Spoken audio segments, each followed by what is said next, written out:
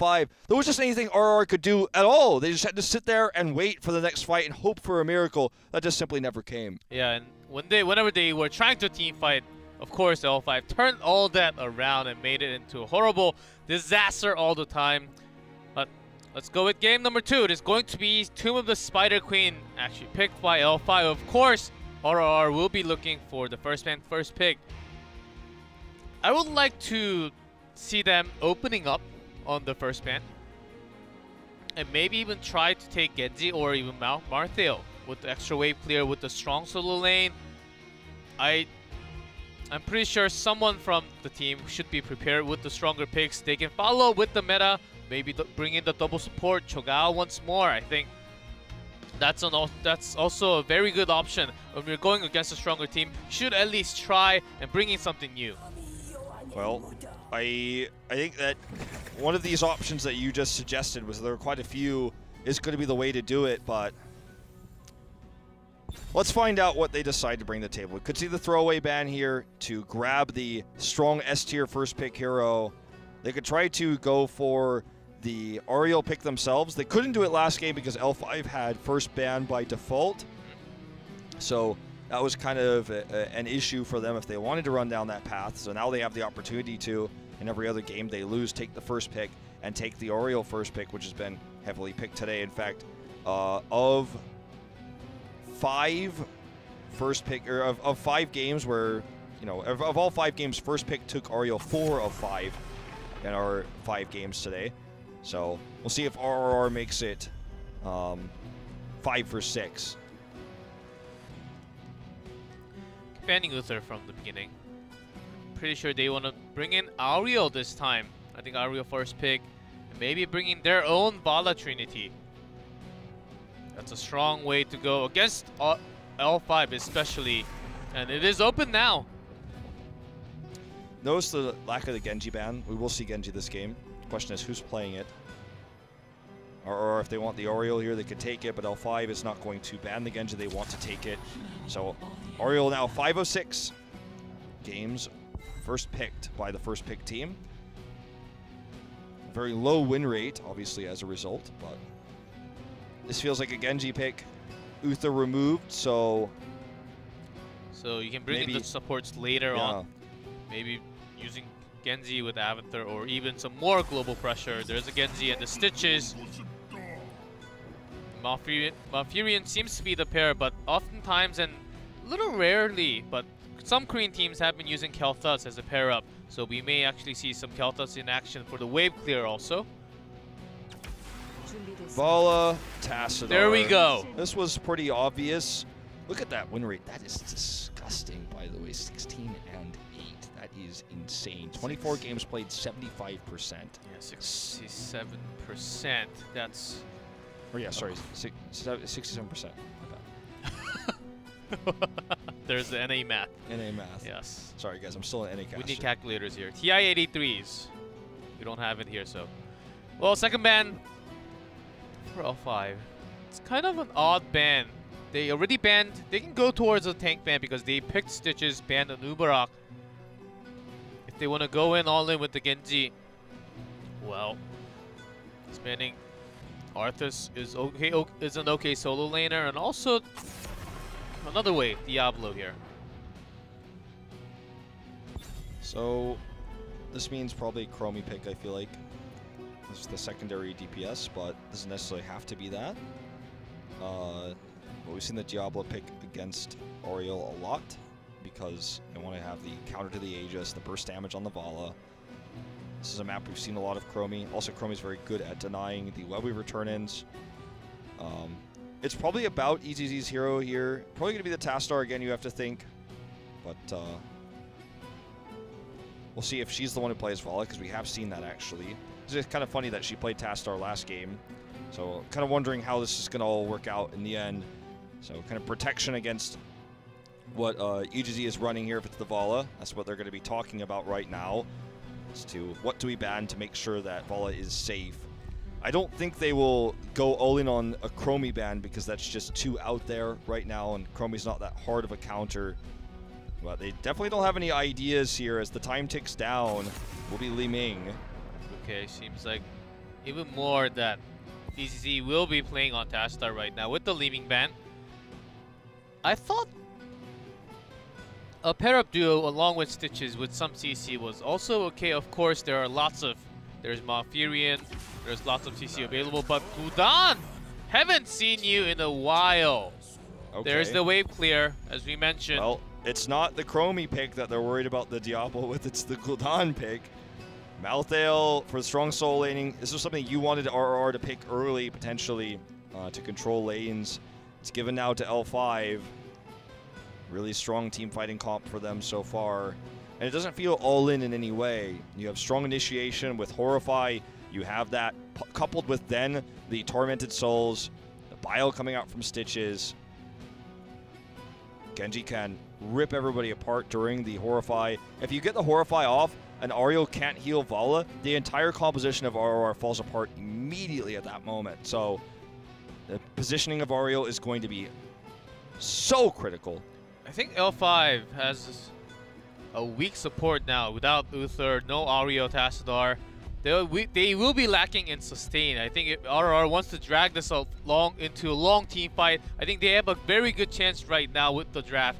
Just bring in those very strong solo tanks. There we go, ETC with the very strong pressure in all lanes, especially on Spider Queen, and also Muradin, who can tank so much with all the sustain. If Vala stays along during the team fight, this is a winnable team comp. Yeah, I really like the ETC pick because this is another way to threaten the Gul'dan. They lost the Diablo that they would have potentially wanted to use to threaten the Gul'dan, to dive in, get that kill. And the early game is going to be a lot more difficult for L5 now. They're not going to dominate that 4-man rotation as much as they wanted to with the solo lane of Malthael in top. Now they're going to have to play a lot more passively.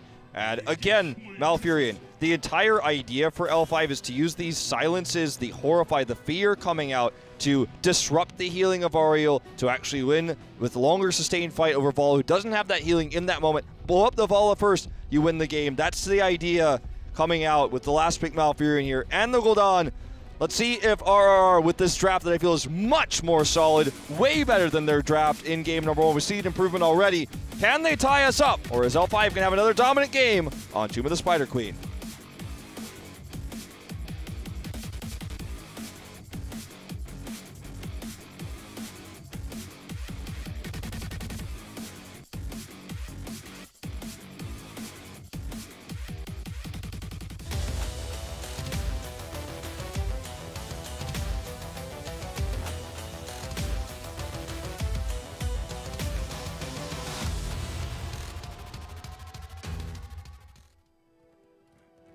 L5, Hooligan on Stitches, SC on Genji, Jungha on Malthael, STE on Gul'dan, and Swoi on Malfurion.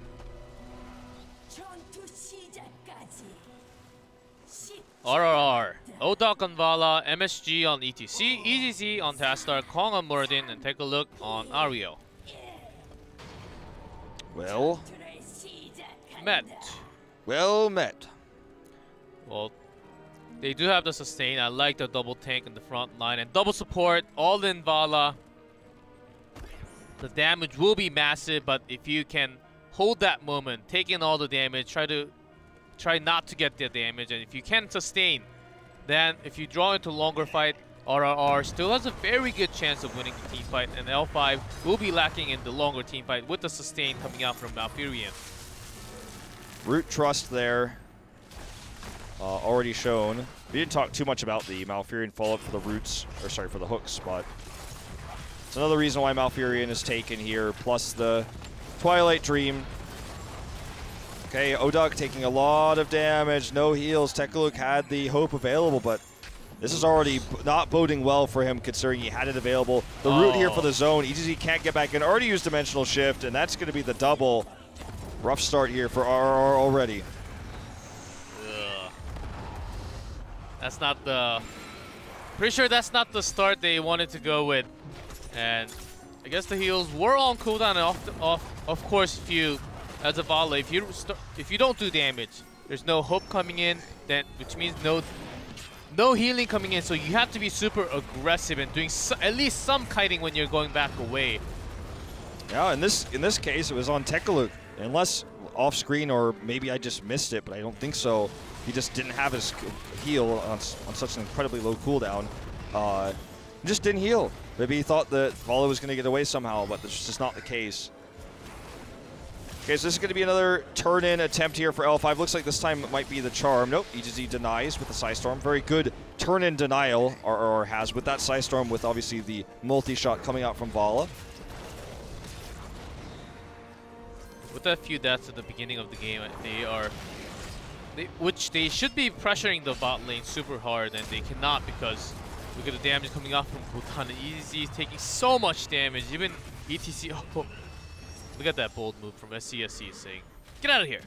Gul'dan is not going to be insanely powerful in team fights because his damage is too slow for the sustained healing. It's going to be about Horrify. So what we're seeing from him now in lane is cool when he gets those big picks and stuff, or so the big burn damage. Hold that thought. Heroes a money power slide here. That's why we wanted to see that EGC pick, and already it's doing work. Can Kong get the Stormbolt? He does, and that's going to be the first kill here for RRR. But will he get jumped on here? The turnaround is real. And SCSC is looking for the perfect spot to go in with the Swift Strike. Maybe it's already been used. It's on cooldown, it seems like. But to go back to my point just really briefly here, the Gul'dan's damage is very slow, right? That's why they need potentially hooks or the Malthael's damage to come in on top of it. But the Dragon Blade's going to be the burst damage. But the idea post 10 is to get the Horrify so that the heals don't come out at all, so that the burn damage coming out from the Fell build here from level 1 from Gul'dan can actually kill Oduk in that small window of time. But the fact that they are already 4-1, they're finding these picks, they're finding these kills before 10, before the big CCs come out, the silences as well from Swoy, that's a worry for me.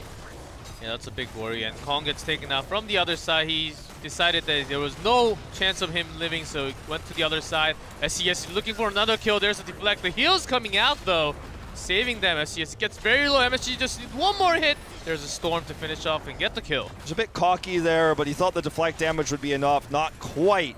So RR puts another kill on the scoreboard. L5 playing greedy here, and RR definitely should take their advantages where they have them now.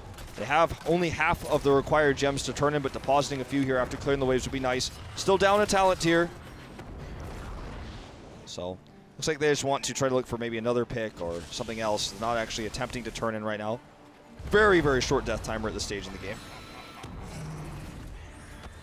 A lot of damage put out, and CSC keeps on harassing from the side, exactly what you should do as a Genji player. And they're looking for, wow, diving all the way in. They're going in all in. Notice the positioning of Kong has been the main problem for RR oftentimes. He doesn't do much, well, and MSG comes out from the side now. We talk about the damage onto Oduk too for a second. Hold that thought. I don't have time to talk about it. We just see a big pick. Lots of gems dropped here. Kong can't get all of them either. Looks like about 7 or 8 will actually be completely dropped. They just have to back out. They have no Vala, no damage. There was no reason to really stay there. The damage that goes on the Vala from the Fell coming in first, that's actually what the big problem is in some of these exchanges, is because once Vala is down to 20% health, she can't attack anymore. And if she can't attack, as you were saying earlier, no hope is generated. And if no hope is generated, there's no heal, and the Oriole pick doesn't matter. So when STE is getting these first few shots onto Oduk early, that is what is creating a big issue. Jonga actually going to get caught with the overextension here, but they got the Web Weavers. That's what matters more. Still a nice pick for RR. Definitely going to make this more bearable. So an overextension there for sure by Malthael. But again, the big picture story is they got the Web Weavers. And they have to soak in for 10. Of course, 1.5 level lead already for L5 will be big, but they still have the Trinity. I think with the extra protection after 10, they have a big chance of coming back. If they do everything right, that will be the biggest and the hardest part to come back, when SCS is always harassing from the side. Oftentimes, as we mentioned so many times, they just ban Genji because Genji is super powerful, but also just annoying. There's the Horrify. Well, this one's just for oh, the fan service. The hook is sick. No way you're going back home with their power slide. Oh, man. I was like, aha, we're going to get you for sure. And it totally fails. And then and Hooligan's like, nah, guys, I got this. Don't worry. I'll bring him right back. He's like, come back here, man.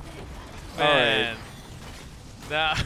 That's a long cooldown, but It was like giving hope, but no way, man. That was just sad to watch as ETC was looking for his life, and they're going for the boss. Well, they got Malthael, so Malthael and Gul'dan, this boss is getting trashed right now as Genji's just sitting in the mid lane, just trying to make sure they don't have turn-ins.